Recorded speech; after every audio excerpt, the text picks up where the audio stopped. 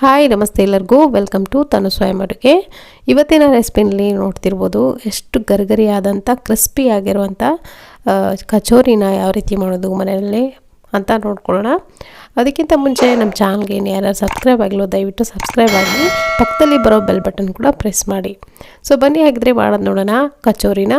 ಇದು ಯಾವ ಕಚೋರಿ ಅಂತ ನೋಡ್ತಾ ಹೋಗೋಣ. ನಾನು ಒಂದು ಮಿಕ್ಸಿಂಗ್ ಬೌಲ್ಗೆ 1 ಕಪ್ ಆಗೋಷ್ಟು ಮೈದಾ ಹಿಟ್ಟನ್ನು ಹಾಕ್ಕೊಂಡಿದ್ದೀನಿ. ಹಾಗೆ ಸ್ವಲ್ಪ ರುಚಿಗೆ ಎಷ್ಟು ಬೇಕಷ್ಟು ನೋಡ್ಕೊಂಡು ಉಪ್ಪನ್ನು ಸೇರಿಸ್ಕೊಳ್ಳಿ. ಚೆನ್ನಾಗಿ ಮಿಕ್ಸ್ ಮಾಡ್ಕೊಳ್ಳಿ ಮೈದಾ ಹಿಟ್ಟು ಜೊತೆಗೆ ಉಪ್ಪನ್ನು. ಸೊ ಮಿಕ್ಸ್ ಮಾಡಾದಮೇಲೆ ನಾನಿಲ್ಲಿ 1.5 ಟೇಬಲ್ ಸ್ಪೂನ್ ಆಗೋಷ್ಟು ಎಣ್ಣೆಯನ್ನು ಹಾಕ್ಕೊಂಡಿದ್ದೀನಿ. ಎಣ್ಣೆನ ಯಾವುದೇ ರೀತಿ ಕಾಯಿಸಿ ಹಾಕ್ತಾಯಿಲ್ಲ, ಇಲ್ಲಿ ಹಾಗೆಯೇ ಹಾಕ್ಕೊಳ್ಬೇಕಾಗತ್ತೆ ಎಣ್ಣೆನ. 1.5 ಟೇಬಲ್ ಸ್ಪೂನ್ ಅಷ್ಟು ಎಣ್ಣೆ. ನಾನಿಲ್ಲಿ ಮೆಜರ್ಮೆಂಟ್ಸ್ಗಳನ್ನೆಲ್ಲನೂ ಡಿಸ್ಕ್ರಿಪ್ಷನ್ ಬಾಕ್ಸ್ನಲ್ಲಿ ಕೊಟ್ಟಿರ್ತೀನಿ, ಅಲ್ಲಿ ನೀವು ಮಾಡಬೇಕು ಅಂದ್ಕೊಂಡ್ರೆ ಚೆಕ್ ಮಾಡ್ಬೋದು. ಎಣ್ಣೆ ಹಾಕಾದ್ಮೇಲೆ ಎಣ್ಣೆ ಏನಿದೆ ಚೆನ್ನಾಗಿ ಹಿಟ್ಟು ಜೊತೆಗೆ ಬೆರಿಬೇಕು. ಚೆನ್ನಾಗಿ ಈ ಥರ ಪ್ರೆಸ್ ಮಾಡಿಕೊಂಡು ಮಿಕ್ಸ್ ಮಾಡ್ಕೊಳ್ಳಿ ಎಣ್ಣೆನ ಹಿಟ್ಟು ಜೊತೆಗೆ.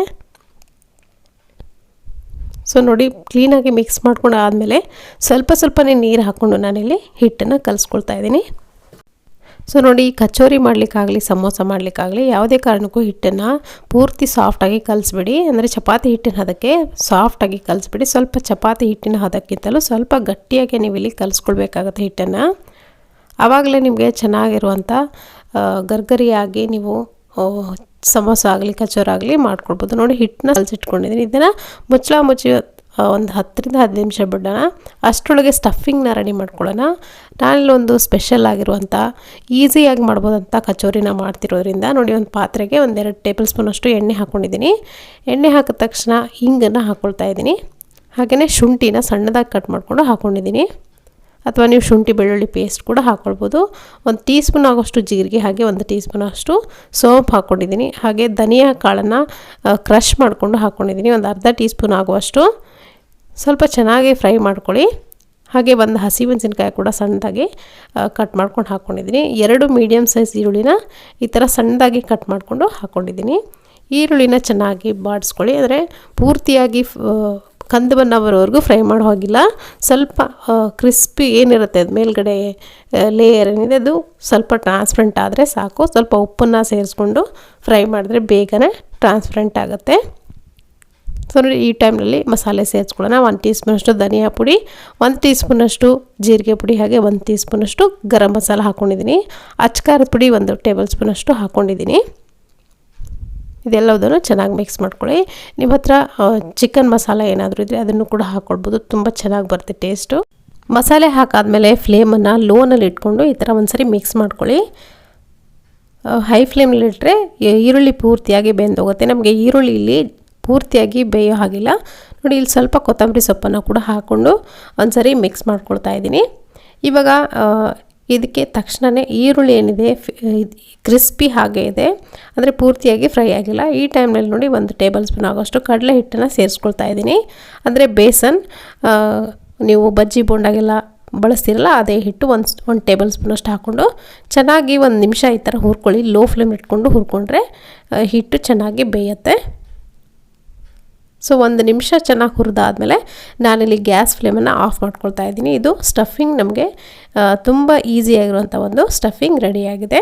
ಇದನ್ನು ಪೂರ್ತಿಯಾಗಿ ತಣ್ಣಗಾಗಕ್ಕೆ ಬಿಡೋಣ. ಸೊ ನೋಡಿ, ಇಲ್ಲಿ ನಾನು ಆವಾಗಲೇ ಕಲಿಸ್ಕೊಂಡು ಇಟ್ಕೊಂಡಂಥ ಹಿಟ್ಟು ಕೂಡ ಚೆನ್ನಾಗಿ ಸಾಫ್ಟ್ ಆಗಿದೆ.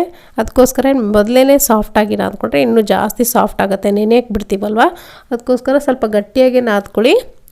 ಇವಾಗ ಇದರಿಂದ ಒಂದು ಚಪಾತಿ ಮಾಡಲಿಕ್ಕೆ ಎಷ್ಟು ನೀವು ಹಿಟ್ಟನ್ನು ತೊಗೊಳ್ತೀರೋ ಅಷ್ಟು ಹಿಟ್ಟನ್ನು ನಾನಿಲ್ಲಿ ತೊಗೊಂಡಿದ್ದೀನಿ. ತಗೊಂಡು ಈ ಥರ ನೋಡಿ, ಕಚೋರಿನ ಮಾಡೋ ವಿಧಾನವೇ ಇದು ಪರ್ಫೆಕ್ಟ್ ವಿಧಾನ ಅಂತ ಹೇಳ್ಬೋದು. ನಾನಿಲ್ಲಿ ಹೊರಗಡೆ ಎಲ್ಲ ಸ್ಟ್ರೀಟಲ್ಲಿ ನೋಡಿಕೊಂಡು ನಿಮಗೆ ತೋರಿಸ್ತಾ ಇರೋದು. ಈ ಥರ ಕೈಯಿಂದ ನೋಡಿ ಅಗಲ ಮಾಡಿಕೊಂಡು ನಾವು ಮಾಡ್ಕೊಂಡು ಇಟ್ಕೊಂಡಿರೋಂಥ ಸ್ಟಫಿಂಗ್ ಏನಿದೆ ಆನಿಯನ್ದು ಅದನ್ನು ಹಾಕ್ಕೊಳ್ತಾ ಇದ್ದೀನಿ. ನಾನಿಲ್ಲಿ ಮಾಡ್ತಾ ಇರೋದೇನೆಂದರೆ ಆನಿಯನ್ಸ್ ಕಚೋರಿ ತುಂಬಾ ಸ್ಪೆಷಲ್, ಇದು ತುಂಬ ಟೇಸ್ಟಿಯಾಗಿರುತ್ತೆ. ಸೊ 1 ಸ್ಪೂನ್ ಅಥವಾ 1.5 ಸ್ಪೂನಷ್ಟು ಹಾಕ್ಕೊಳ್ತಿದ್ದೀನಿ. ಎಷ್ಟು ಹಿಡ್ಸತ್ತೆ ನೋಡಿ ಹಿಟ್ಟು ಅಷ್ಟು ಮಾತ್ರ ನೀವು ಇಲ್ಲಿ ಸ್ಟಫಿಂಗ್ನ ಹಾಕ್ಕೊಳ್ಬೇಕಾಗತ್ತೆ, ಜಾಸ್ತಿ ಹಾಕೋ ಹಾಗಿಲ್ಲ. ಸೊ ನೋಡಿ, ಈ ಥರ ಎಡ್ಜ್ವರೆಗೂ ಈ ಥರ ಪ್ರೆಸ್ ಮಾಡಿಕೊಂಡು ಈ ಉಳಿದಿರೋಂಥ ಹಿಟ್ಟೇನಿದೆ ಈ ಕೈಯಿಂದ ತೆಗೆದುಬಿಡಿ, ಕಟ್ ಮಾಡಿಕೊಂಡು ಈ ಥರ ಫೋಲ್ಡ್ ಮಾಡಿ ನೀವು ಒಂದು ಸರಿ ಈ ಥರ ರೋಲ್ ಮಾಡಿ ಪ್ರೆಸ್ ಕೂಡ ಮಾಡ್ಬೋದು. ಸೊ ಹಾಗೆ ಕೂಡ ನೀವು ಫ್ರೈ ಮಾಡ್ಬೋದು. ಹಾಗೆ ಫ್ರೈ ಮಾಡಿದ್ರೆ ಏನಾಗುತ್ತೆ, ಸ್ವಲ್ಪ ರೌಂಡ್ ಶೇಪ್ನಲ್ಲಿ ಆಗುತ್ತೆ. ಅದಕ್ಕಿಂತ ಒಂದು ಸ್ವಲ್ಪ ಪ್ರೆಸ್ ಮಾಡೋದ್ರಿಂದ ತುಂಬ ಚೆನ್ನಾಗಿ ಉಬ್ಕೊಂಡು ಬರುತ್ತೆ. ಸೊ ಇವಾಗ ನೋಡಿ ಮತ್ತೊಂದು ಕಚೋರಿನ ಈ ಥರ ಕೂಡ ಮಾಡ್ಬೋದು ನೋಡಿ, ಕೈಯಿಂದ ಈ ಥರ ಅಗಲವಾಗಿ ಮಾಡಿಕೊಂಡು. ಸೊ ಇದು ಆನಿಯನ್ ಕಚೋರಿ ತುಂಬಾ ಸಿಂಪಲ್ ಮಾಡೋದು, ನೀವು ಈಸಿಯಾಗಿ ಯಾವಾಗ ಬೇಕೋ ಆವಾಗ ನೀವು ಮಾಡ್ಕೊಂಡ್ಬಿಡ್ಬೋದು. ಈ ಆಲೂಗಡ್ಡೆನ ಬೇಯಿಸೋ ಅಗತ್ಯ ಇಲ್ಲ ಇಲ್ಲಿ. ಜಸ್ಟ್ ನೀವು ಈರುಳ್ಳಿನ ಒಗ್ಗರಣೆ ಹಾಕಿದ್ರೆ ನಿಮಗೆ ಕಚೋರಿ ರೆಡಿ ಆಗುತ್ತೆ. ನೋಡಿ ಈ ಥರ ಸ್ಟಾರ್ಟಿಂದ ಎಡ್ಜ್ವರೆಗೂ ಈ ಥರ ಪ್ರೆಸ್ ಮಾಡ್ಕೊಳ್ತಾ ಬಂದರೆ ಆಯಿತು. ತುಂಬಾ ಸುಲಭ ಮಾಡೋದು ಕಚೋರಿ. ಟೇಸ್ಟ್ ಕೂಡ ಇದ್ರದ್ದು ಅಷ್ಟೇ ಚೆನ್ನಾಗಿರುತ್ತೆ. ಒಂದು 2 ಡೇಸ್ ನೀವು ಇದನ್ನ ಇಟ್ಕೊಂಡು ತಿನ್ಬೋದು, ಹಾಗೆ ಇರುತ್ತೆ ಕ್ರಿಸ್ಪಿನೆಸ್ ಏನಿದೆ ನೋಡಿ. ಈ ಥರ ಪ್ರೆಸ್ ಮಾಡ್ಕೊಂಡಾದಮೇಲೆ ಇದೇ ಥರ ನಾನು ಎಲ್ಲವನ್ನು ಮಾಡಿ ರೆಡಿ ಮಾಡಿ ಇಟ್ಕೊಳ್ತೀನಿ ನೋಡಿ. ಎಲ್ಲವನ್ನು ಕಚೋರಿಗಳನ್ನು ಮಾಡಿ ಈ ಥರ ಇಟ್ಕೊಂಡಿದ್ದೀನಿ. ಇವಾಗ ಪಕ್ಕದಲ್ಲಿ ಎಣ್ಣೆ ಕೂಡ ಕಾಯಕ್ಕಿಟ್ಟಿದ್ದೀನಿ. ಎಣ್ಣೆನ ಲೋ ಫ್ಲೇಮಲ್ಲಿ ಕಾಯಕ್ಕಿಟ್ಟಿದ್ದೀನಿ. ಇವಾಗ ನೋಡ್ತಿರ್ಬೋದು, ಹಾಕಿದ ತಕ್ಷಣ ಜಾಸ್ತಿ ಬಬಲ್ಸ್ ಬರ್ತಾಯಿಲ್ಲ. ಸೊ ನೋಡಿ, ಹಾಕಿದ ತಕ್ಷಣ ನೋಡಿ ಜಸ್ಟು ಅದು ತಾನಾಗಲೇ ಫ್ರೈ ಆಗಿ ಮೇಲ್ಗಡೆ ತೇಲಿ ಬರಬೇಕು, ಅಲ್ಲಿವರೆಗೂ ನೀವು ಸ್ಪೂನನ್ನು ಬಳಸಬೇಡಿ ನೋಡಿ. ತಾನಾಗೆ ಫ್ರೈ ಆಗಿ ಒಂದೊಂದಾಗಿ ಮೇಲ್ಗಡೆ ಎದ್ದು ಬರ್ತಾಯಿದೆ.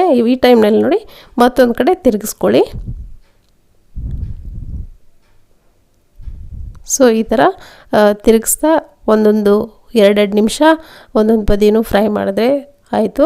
ಸ್ವಲ್ಪ ಫ್ರೈ ಮಾಡಲಿಕ್ಕೆ ಟೈಮ್ ತೊಗೊಳುತ್ತೆ. ನೀವು ಎಷ್ಟು ಚೆನ್ನಾಗಿ ಲೋ ಫ್ಲೇಮ್ಲಿ ಇಟ್ಕೊಂಡು ನೀವು ಫ್ರೈ ಮಾಡ್ತೀರೋ ಅಷ್ಟು ಕ್ರಿಸ್ಪಿಯಾಗಿ ಬರುತ್ತೆ. ನಿಮಗೆ ಹೊರಗಡೆ ಎಲ್ಲ ತಂದಾಗ ಎಷ್ಟು ಕ್ರಿಸ್ಪಿಯಾಗಿರುತ್ತಲ್ಲ, ಆ ಕ್ರಿಸ್ಪಿನೆಸ್ ಬರೋದು ನಿಮಗೆ ಜಾಸ್ತಿ ಹೊತ್ತು ಫ್ರೈ ಮಾಡಿದಾಗಲೇ ನೋಡಿ. ಒಂದೊಂದು ನಿಮಿಷ ಈ ಥರ ಫ್ರೈ ಮಾಡ್ತಾ ಬರಬೇಕು. ಸೊ ಈ ಥರ ಫ್ರೈ ಮಾಡ್ತಾ ಮಾಡ್ತಾ ಸ್ವಲ್ಪ ಕಲರ್ ಚೇಂಜ್ ಆಗ್ತಾ ಬರುತ್ತೆ, ಬ್ರೌನಿಶ್ ಆಗ್ತಾ ಬರುತ್ತೆ.